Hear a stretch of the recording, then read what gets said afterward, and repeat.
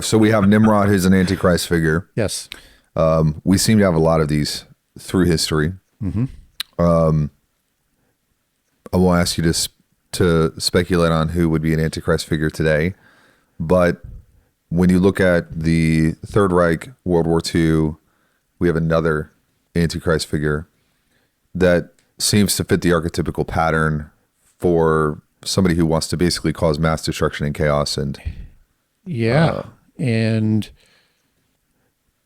it's such a fascinating look at World War II and Adolf Hitler in that sort of comparison. So, one of the things that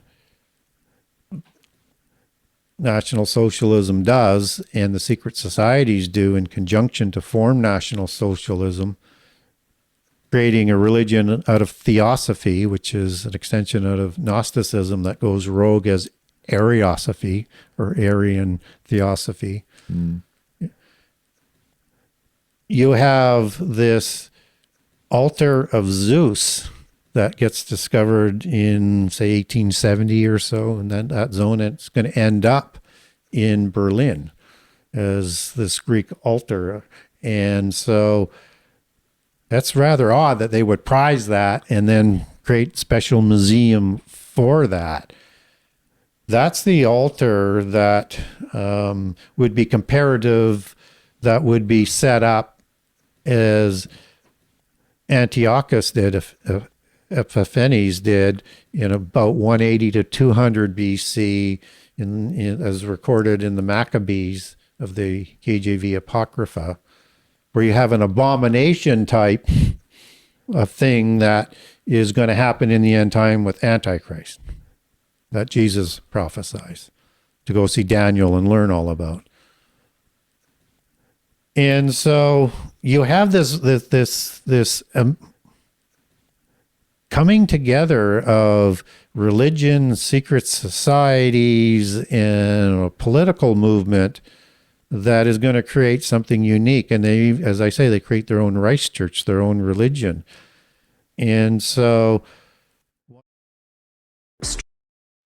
one of the things that the National Socialists, and they're called the National Socialist Workers' Party, Nazism. So people who don't think this isn't socialism, that is some right-wing thing, that's progressivism redefining history so that we don't understand that progressivism was the Western form of National Socialism that had to go back underground after World War II for obvious reasons, until they could rewrite history and resurface again. And what is that today? I'm trying to connect the dots on that. Well, when you see politics of progressive politics, as in used by the Democrats in the United States, or with liberals and New Democrats in Canada, they call themselves progressives.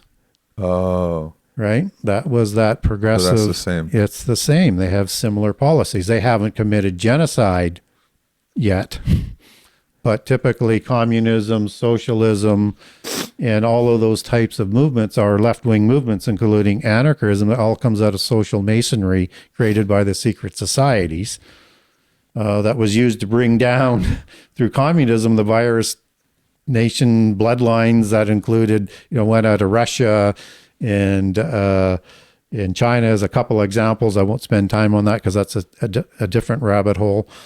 But understand that this is the National Socialism that is created to offset communism that goes rogue in Russia and funded by the secret societies and the bankers and the Bushes and all of those other ones with the pseudo blue bloods in North America.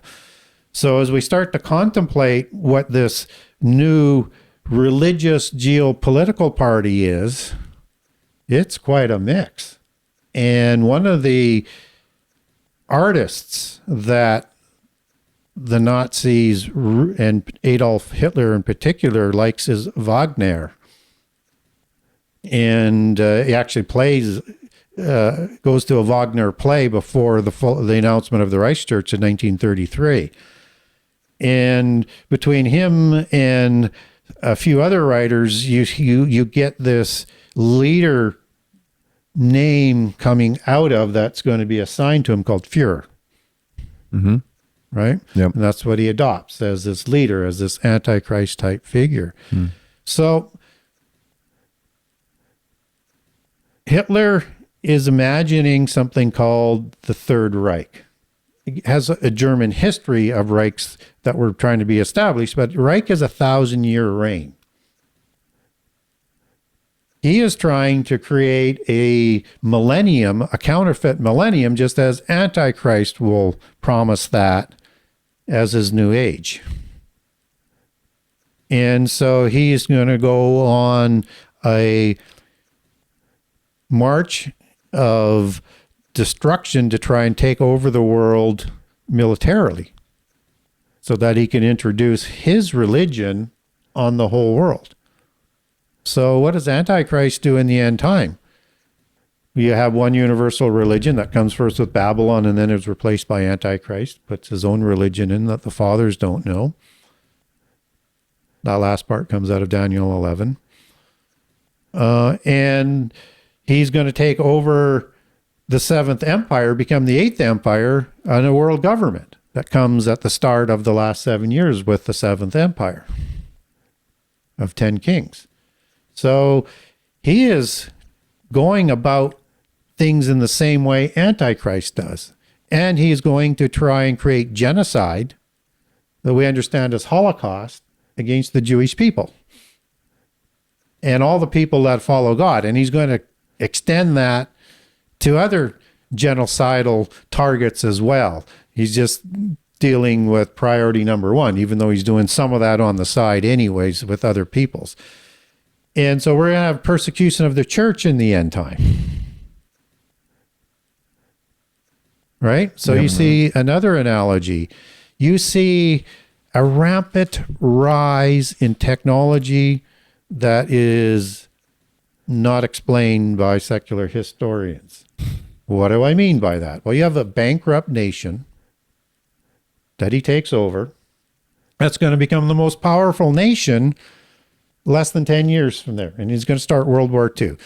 And so he creates a blitzkrieg strategy, and all of the weapons haven't even been invented for that yet. Right? It's a futuristic strategy not been introduced that he's going to introduce as he starts to invade other countries. So you're going to have technology that goes with this. So they start with things like the Tiger tank and the Panzer tank. Well, that's still the same profile that's used to this day for tanks. That low profile. And perfectly balanced, fast. And has a power to destroy with its weaponry far above and of longer distances than any other tank in the world. It is so far beyond the technology being used in Russia, the US, England, allies around the world, that if they had enough time and could produce enough, that in itself would win them the war. But they don't stop there. They start creating the jet engine. Comes out of nowhere. Nobody else is developing this, and they don't have enough time to develop it. But if they could develop enough of an air force, they would win the war and would have knocked off England fairly quickly. They almost beat them doing that with using the Messerschmitt over the Spitfire. But this would give them a technological edge, given enough time to produce enough that they could win. But they don't stop there. They create missiles and the rocket technology that we use for the NASA project that was all sort of gathered up in Operation Paperclip after World War II. And they're creating this bell-shaped thing that we don't know what it is. We have documentation on it. We have some references to it, but it seemed to be some high level of technology that people speculate that might be part of interdimensional travel. And it's the same shape as you see on shapes on religious buildings all through India. That can't be a coincidence, especially when you get their swastika comes out of Eastern religions that they adopted into it. from Hinduism and Buddhism. And so you have this technology that is rapidly ramping them up that the Allies don't have. Where does this information come from? Well, what they say is through, and this is where you get the connections back to the religion and to the secret societies, that the adepts of those organizations, who are the leaders with the secret societies, like the German Orden, or the Thule or Tula societies, and multiple other ones, they were talking to their spiritual guides. They were talking to possibly aliens. They were talking to demons. They were talking to the White Brotherhood, celestial white masters, maybe even fallen angels, not likely, but probably these lower possibilities. Whomever you want to believe that they say they were talking to somebody and receiving this knowledge. Well, that sounds a lot like what's going on today. That they're trying to ramp us up to angelic technology that was before the flood. But you have everything that is in play with World War II and National Socialism that is a template to understand what is going to happen in the end time, but on steroids, so to speak, in higher doses of everything. And he is just one of many Antichrist wannabes that come along as he's trying to set up. What he's trying to do is set up the seventh beast empire. And each of the beast empires after the flood will have an Antichrist wannabe. You're the guy with the... And they all have the same religion, a daughter of Babylon.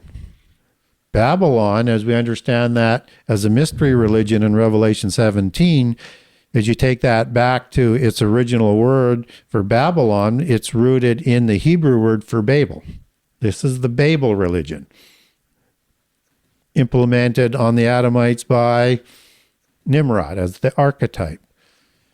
This is the religion that is going to be resurfacing, that is the mother religion that Revelation 17. The other ones were the daughters. This is the old religion coming back. This is the original sort of version that will be put into place.